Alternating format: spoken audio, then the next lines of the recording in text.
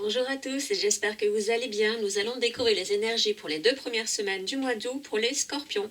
Alors comme d'habitude, les cartes sont déjà prêtes pour gagner du temps. Sans oublier que ça reste un tirage général, tout ne pourra pas vous correspondre et peut être nuancé.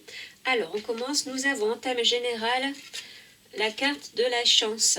Alors c'est le hasard qui fera bien les choses, votre bonne étoile, le coup de pouce, une aide tombée du ciel, le bonheur, la chance, la réussite, mais aussi la fortune avec les jeux de hasard, toutes les possibilités qui amèneront du positif. Alors c'est plutôt pas mal.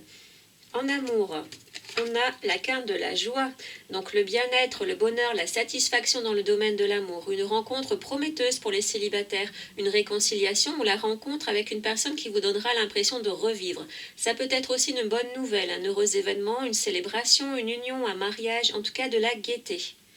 Pour le domaine du travail, nous avons la carte de l'ouverture.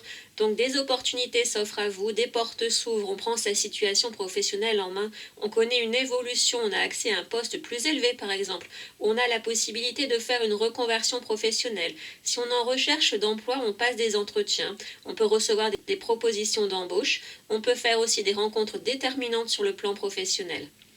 Concernant la santé, nous avons la carte de l'enfermement. Alors, on pourrait se sentir fatigué, on aurait besoin sérieusement de repos, de se retirer un moment, mais ce serait un repli, un repos bénéfique, une aide avec la carte de la chance, une prise en charge médicale pour se sentir mieux physiquement. Peut-être que c'est quelque chose que l'on attendait, des soins en attente, ou quelque chose ou quelqu'un vous atteint moralement, malgré les bonnes nouvelles. Vous pouvez avoir tendance à vous replier, à repenser à de mauvais souvenirs. Pour le domaine financier, nous avons la carte de la santé.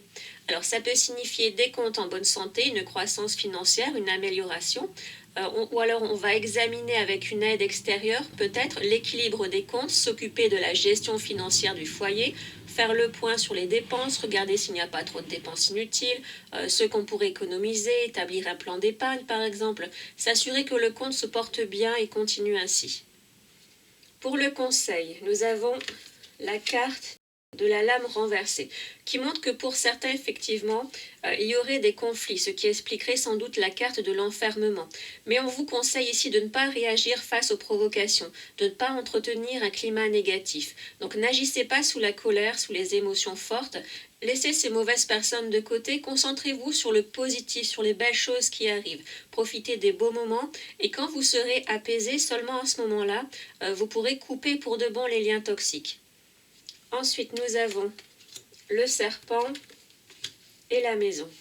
Donc ça se précise pour ceux qui sont concernés, ce serait une personne de votre entourage proche, de la famille ou de la belle famille ou même de votre voisinage qui vous jalouse, qui vous met des bâtons dans les roues, qui est mauvaise, médisante.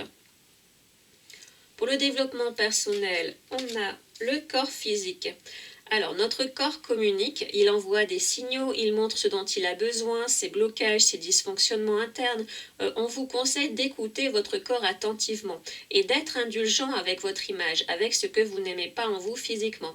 Si vous avez des pensées critiques envers votre physique, transformez-les en bienveillance.